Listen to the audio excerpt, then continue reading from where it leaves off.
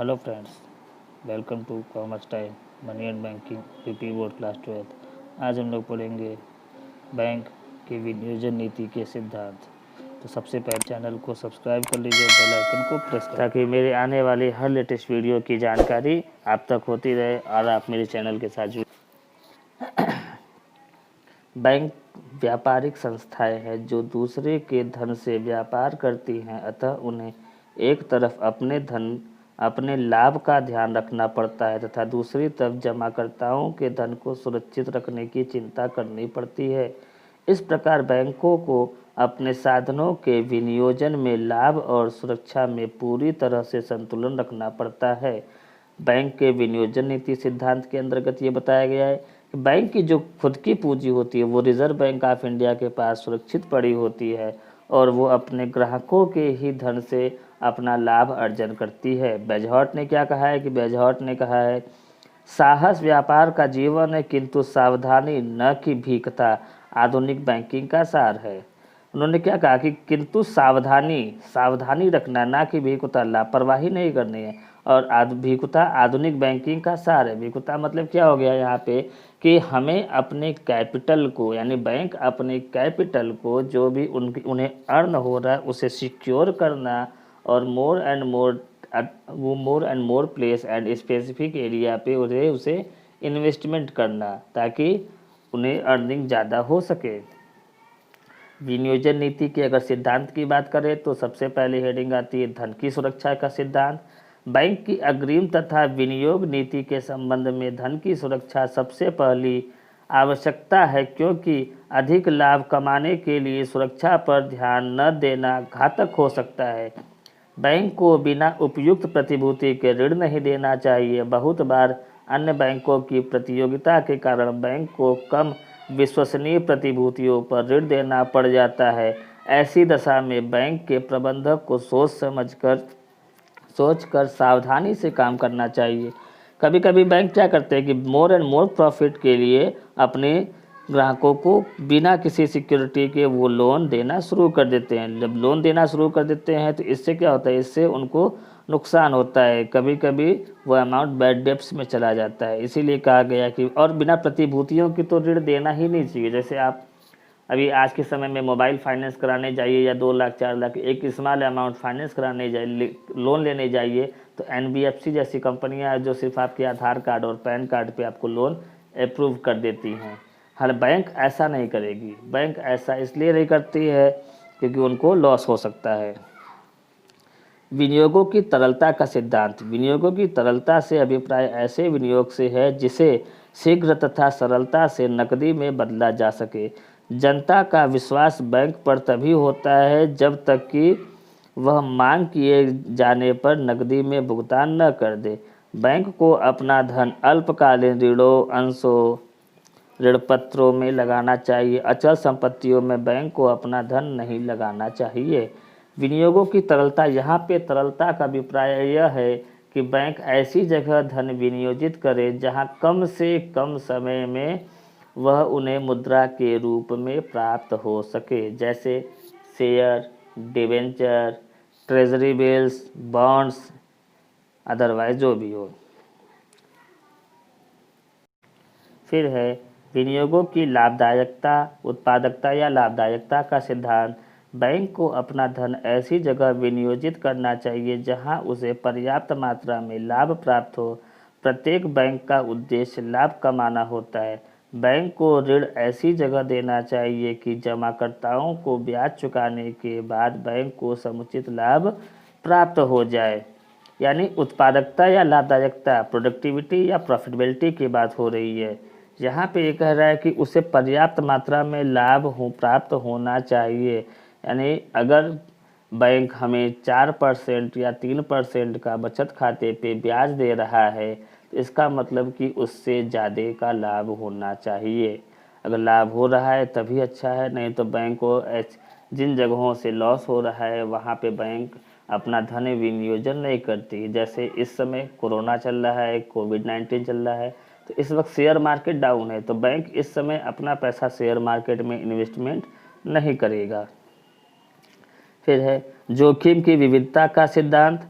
Bank को अपना सारा धन एक ही प्रकार की प्रतिभूतियों तथा व्यवसाय में नहीं विनियोजित करना चाहिए। बैंक को धन विभिन्न प्रकार के जोखिम रखने वाले व्यवसायों, प्रतिभूतियों तथा ऋणों में विनियोग करना चाहिए।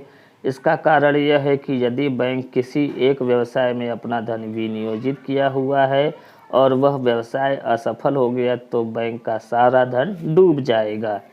यानी कहें, मैंने क्या कहा अभी कि वो बैंक अपने अमाउंट को, अपने कस्टमर के पैसे को अलग अलग जगहों पे, अलग अलग सेक्टर में इन्वेस्टमेंट करता है। किसी सेक्टर में अगर लॉस हो रहा है तो उसे दूसरे सेक्टर से वो प्रॉफिट अर्न करने की कोशिश करता है।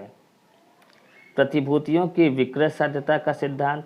बैंक को अपना धन ऐसी प्रतिभूतियों में लगाना चाहिए जिसे बाजार में शीघ्रता से बेचा जा सके। ऐसी प्रतिभूतियों में सुरक्षा एवं तरलता दोनों ही गुण पाए जाते हैं। बैंक को अचल संपत्तियों के आधार पर ऋण नहीं देना चाहिए। अब जैसे अगर आप लोन लेने जा रहे हैं, आपके पास प्रॉपर्टी है और आपके पास बॉन्ड्स भी है, शेयर या डिवेंचर है, तो बैंक शेयर या डिवेंचर होल्डर को जल्दी से जल्दी लोन अप्रूव करेगा, लेकिन फिक्स एसेट्स वालों को लोन देर में अप्रूव करेगा। रीज़न क्या है कि फिक्स एसेट्स की सेलिंग देर में होती है, उसमें लिक्विडिटी कम पाई जाती है और शेयर डिवेंचर में लिक्विडिटी ज़्यादा पाई जाती है। राष्ट्रीय हित का सिद्धांत।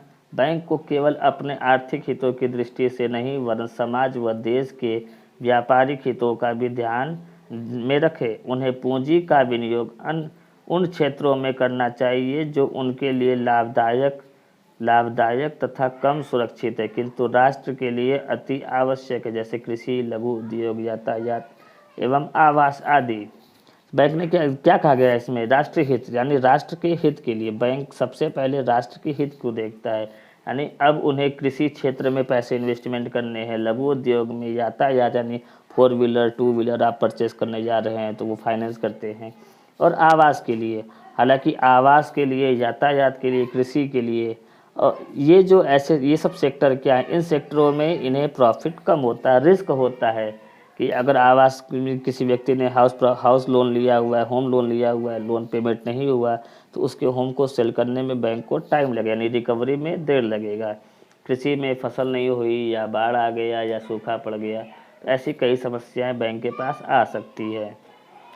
विनियोग की कीमतों में स्थिरता का सिद्धांत। बैंक को अपना धन ऐसी प्रतिभूतियों में लगाना चाहिए जिसकी कीमतों में अपेक्षाकृत अधिक स्थिरता रहती हो। यदि अस्थिर कीमतों वाली प्रतिभूतियों में विनियोग किया जाए तो बैंक को हानि होने की संभावना होती है।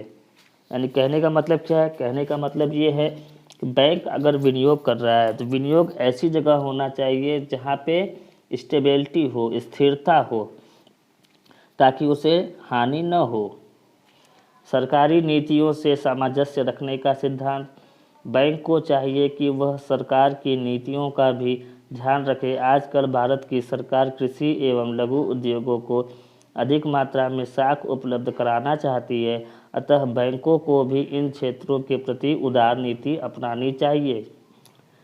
यानी आधुनिक समय में सरकार यह चाहती है कि हमारे कृषि क्षेत्र में, हमारे लघु उद्योगों में लोगों को ज़्यादा से ज़्यादा साख मुहैया कराया जाए। इसके लिए सरकार ने किसान क्रेडिट कार्ड और लघु उद्योगों के लिए, जैसे अभी कोरोना महामारी चल रही है, तो इसके लिए उन्होंने PM स्वरोजगार निधि योजना लॉन्च की, जिसके तहत लघु उद्योगों को 10-10 हज़ार रुपये का उधार दिया जा रहा है। तो ऐसी जगहों पे भी वो बैंक क्या करता है? सामंजस्य बनाता है और लोगों को वित्त की सुविधा प्रदान करता है। प्रयोग की उद्देश्यपूर्णता का सिद्धांत। बैंक को अपने कोषों का प्रयोग इस प्रकार करना चाहिए जिससे उनका व्यर्थ में खर्च न हो, अर्थात बैंक को अनुत्पादक तथा असामाजिक उद्देश्यों की पूर्ति के लिए ऋण नहीं देना चाहिए। जुआ एवं सट्टा व्यापार के लिए भी ऋण नहीं देना चाहिए, इसमें बैंक की पूंजी जोखिम में पड़ सकती है।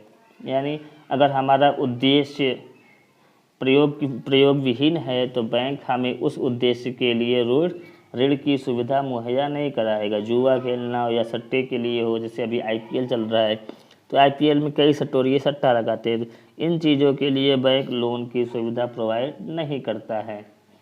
बैंक के विनियोगों के प्रकार।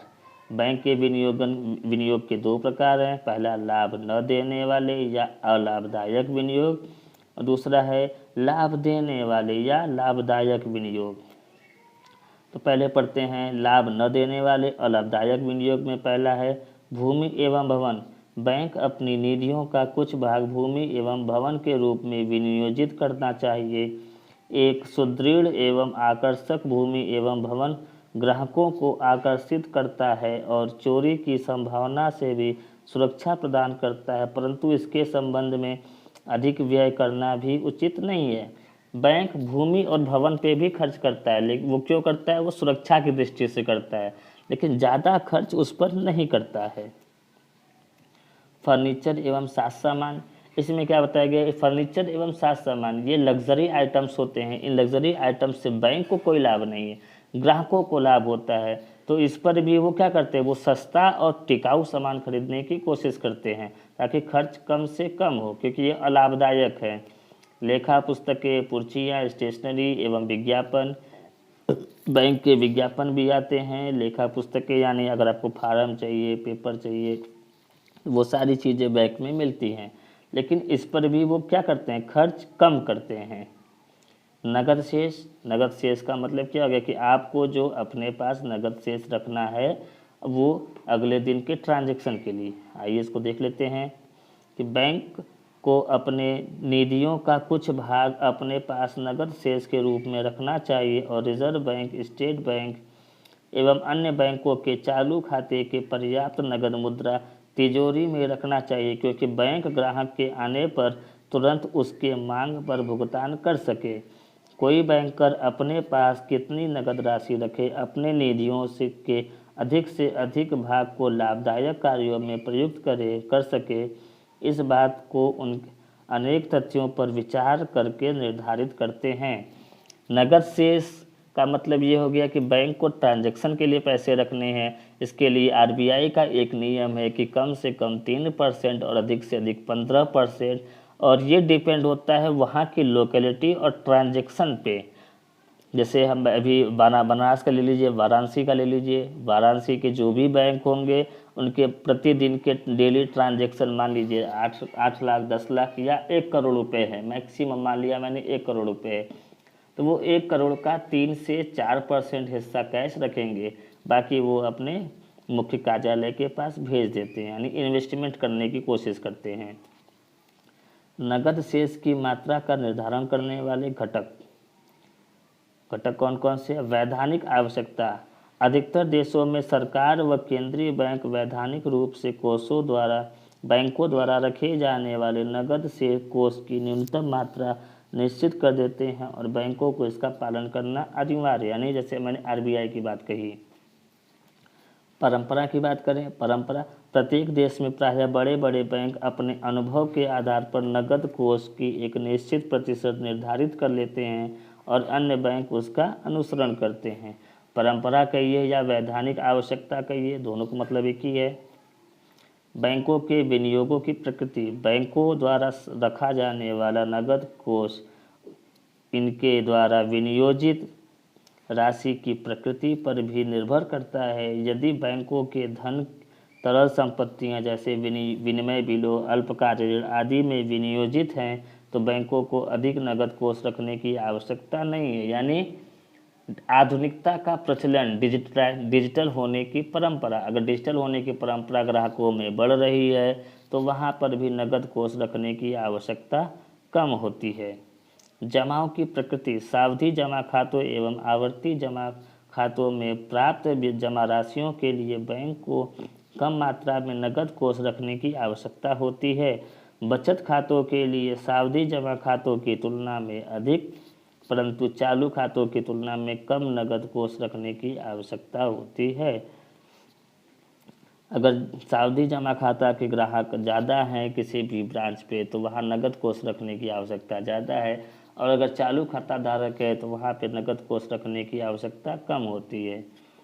ग्राहकों की प्रकृति में देख लीजिए, बैंकों में खाता रखे जाने वाले व्यक्तियों के स्वभाव पर भी बैंक में रखे जाने वाले नगद कोष की मात्रा पर प्रभाव पड़ता है। यदि बैंक को अधिक ग्राहक निश्चित आय वाले या वेतनभोगी कर्मचारी हैं तो बैंक को कम नकद कोष रखने की आवश्यकता होगी, क्योंकि ऐसे ग्राहक बैंक में बचत के उद्देश्य से अधिक धनराशि जमा करते हैं और बहुत कम धनराशि अपने खाते से निकालते हैं।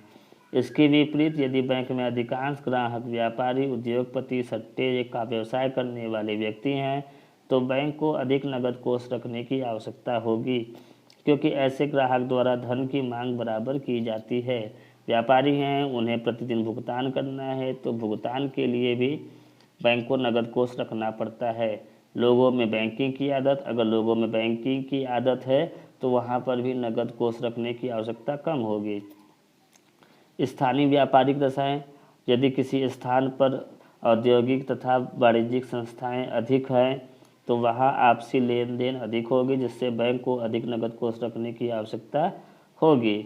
समाशोधन गृहों का विकास, अगर हमारे समाज में समाशोधन गृहों यानी जहाँ पर हमारे साख पत्रों की जांच पड़ताल होती है, अगर वो भी है तो वहाँ पर भी हमें नकद कोष रखने की आवश्यकता पड़ती है। अभाव रहता है तो वहाँ पर नकद कोष अधिक रखना पड़ता है।